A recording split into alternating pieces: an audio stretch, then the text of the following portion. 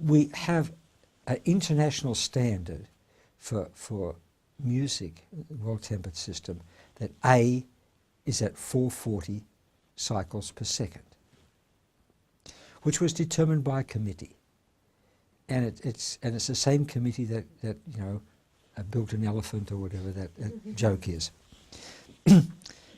and it got me thinking, if this is so artificially arrived at, maybe less skilled musicians, or those that haven't been forced to be at 440, wouldn't be at 440.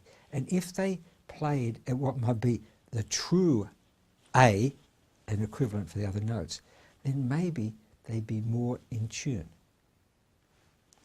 So I started to think, when Bach went from cathedral to cathedral, from church to church, the A, the tuning, would have been different in every church because the pipes were constructed differently. There was no electronic gadget they could tune it, and furthermore, in the church it could change from day to day depending on the temperature, because the pipes would expand and contract with the temperature.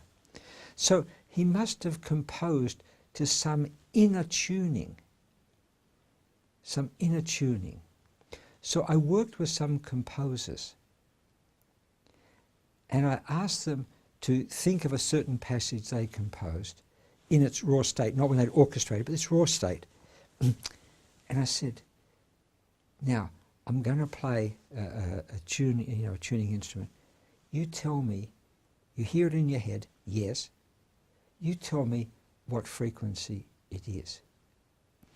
And it always turns out to be A, about 431. About 431.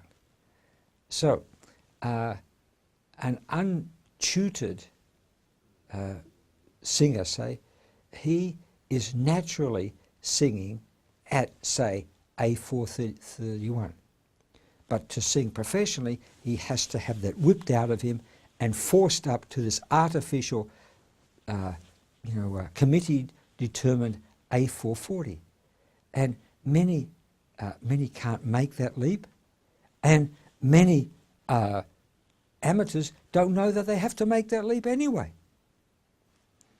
And we've had violins detuned to 431. The energy of the player goes up enormously. We've detuned pianos to 431, flutes and so forth. The energy guitars, energy goes way up. There's something more natural about that.